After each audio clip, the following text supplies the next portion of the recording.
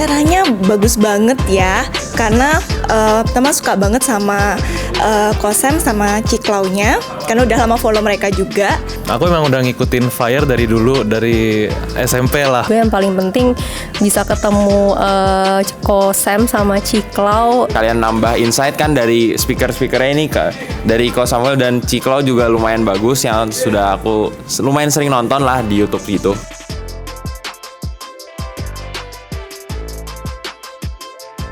Memang Kak Samuel dan juga Kak Claudia ini adalah financial content creator kesayangan kita semua. Jadi pastinya kalau misalnya Kak Samuel dan Kak Claudia udah pakai, wah udah aman deh pastinya. Kalau Bapak gimana nih Pak? Hari ini ada ekspektasi tertentu untuk talk show hari ini mungkin? Ekspektasinya belajar mencapai Fire. Belajar mencapai Fire. Wah, padahal Caca belum sebutin tapi ternyata udah ada yang engeh nih. Hari ini topik kita adalah Road to Fire.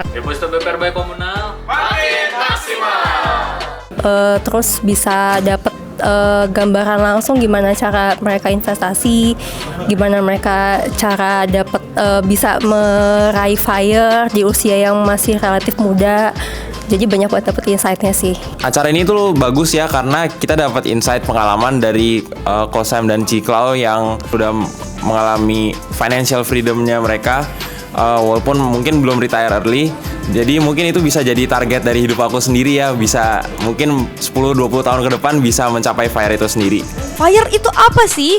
Fire, financially independence dan juga retirement early. Pastinya jadi cita-cita kita semua ya. Siapa sih yang gak mau Fire gitu kan? Kak Samuel dan juga Kak Claudia akan menjelaskan lah dan memaparkan insight-insight menarik mengenai Fire, dan pastinya juga menceritakan perjalanan Kak Samuel dan Kak Claudia menuju Fire. Tanpa memperpanjang waktu lagi, mungkin izinkan saya untuk mengundang Samuel Ray dan juga Claudia untuk maju ke atas panggung. Boleh tepuk tangannya? Oke, boleh sambut tepuk tangannya lagi. Samuel Ray dan juga Claudia. Silakan. Aku dapat perspektif orang yang emang udah ngejalanin, menurutku berharga, bukan cuma sekedar teori doang. Mereka inspiratif banget buat kita-kita yang masih muda yang di bawah mereka. Tujuan kita adalah Fire. Nah, itu mulai kapan dan apakah kalau misalnya kita ngomongin Fire itu kan dua faktor ya, financial independence and retire early. Apakah memang ketika tujuan itu ditentukan, oke, kita mau langsung Fire, atau mungkin di awal goal kita financial independence dulu deh, baru belakangan mikirin financial independence sudah baru retire early. Itu gimana sih kok atau Ci perjalanannya? Iya, jadi kalau dibayangkan apakah ada kita duduk bareng, terus inilah titik balik dari perjalanan Fire kami gitu. Kepengennya sih ada gitu, karena kalau difilmkan kayaknya adegan yang menarik gitu, tapi sebenarnya tidak ada teman-teman. Awal mulanya adalah kami mulai dengan kepepet, mungkin sama seperti kebanyakan dari teman-teman di ruangan ini.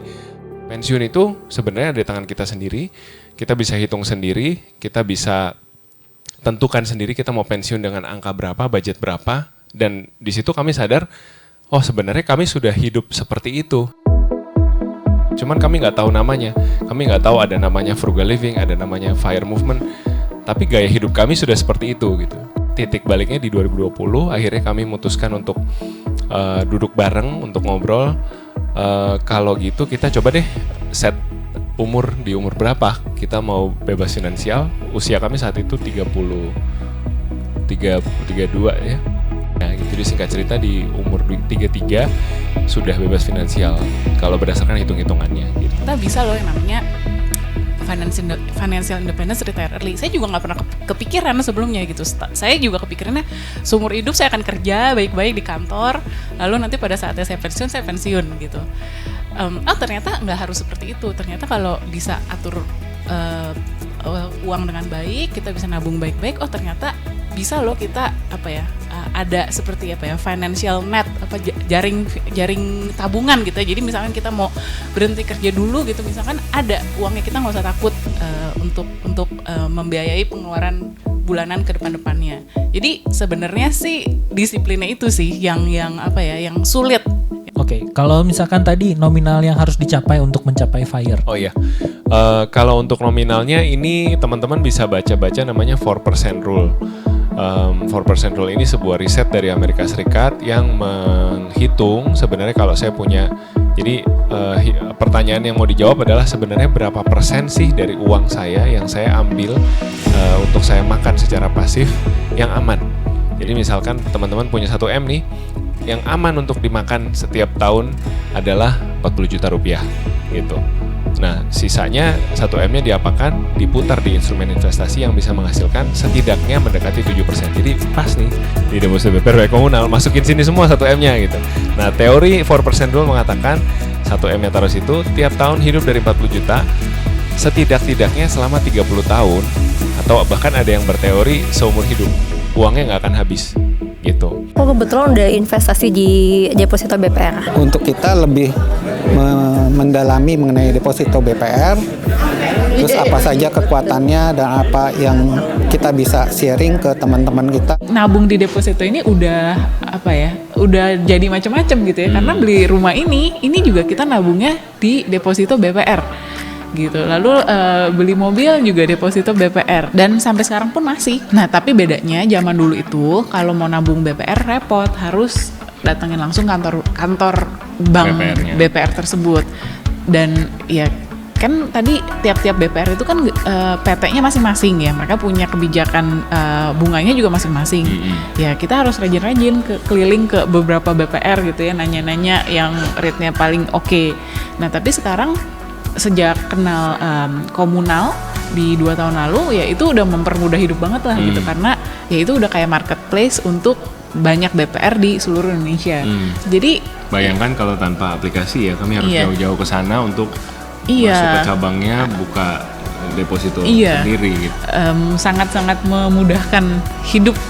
Berasa banget gitu ya bedanya zaman dulu pakai BPR sama zaman sekarang pakai BPR lewat komunal itu sangat-sangat dimudahkan.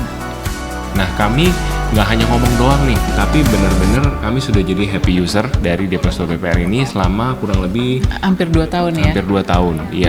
Dan sebelumnya juga kami sudah jadi pengguna investor lah, investor yang konsisten berinvestasi di deposito BPR juga. Itu gitu. Sudah lebih dari 10 tahun ya. Sudah lebih dari 10 tahun. Dan kami dari dulu punya komitmen ke follower kami, saya nggak mau makan uang follower. Saya nggak mau buka kelas, follower bayar, kemudian ya seakan-akan saya punya kunci menuju kekayaan yang tak terbatas gitu. Nggak ada gitu. Kami pun melakukan ini lewat jalur kantoran. Kami diberkati untuk punya platform YouTube dan Instagram itu bonus gitu ya. Tapi perjalanannya tetap menurut kami berdua nggak ada perjalanan yang fantastis gitu, dimana kami tahu rahasia yang dunia ini nggak ketahui gitu. Jadi itu pun juga yang selalu kami juga mau bagikan ke teman-teman yang berjalan berinvestasi. Yuk nikmati prosesnya. Ya memang berinvestasi itu journey seumur hidup. Dimenangkan oleh Arianti. Apa ada? Benar? Oh benar. Ibu Arianti mendapatkan cashback deposito. Nah, jadi menurut kami teori FIRE ini menarik karena satu, ini open source, siapapun bisa hitung sendiri angka FIRE berapa. Dua, ini bukan milik kami berdua, ini bukan ciptaan Samuel dan Claudia, tidak usah ikut kelas apa-apa, tinggal ngitung sendiri masing-masing di rumah. Dan yang ketiga, ya tergantung ke disiplin masing-masing gitu ya. Tidak ada rush untuk kami sudah mencapai di usia 34, kalian juga harus gitu ya, atau wah saya sudah lewat dari 34 sudah terlambat, tidak ada. Ini kembali lagi ke matematika masing-masing, mau dicapai di umur berapa, mau tekan gaya hidup sepres apa. Deposito BPR komunal, simpanan rasa